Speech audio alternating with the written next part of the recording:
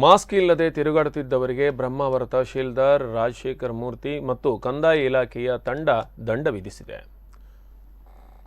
Brahmavar bus ನಿಲ್ದಾಣದ ಬಳಿ ಕಾರ್ಯಾಚರಣೆ ನಡೆಸಿದ ಅಧಿಕಾರಿಗಳು ದಂಡ ವಿಧಿಸಿ ಬಿಸಿ ಮುಟ್ಟಿಸಿದ್ದಾರೆ.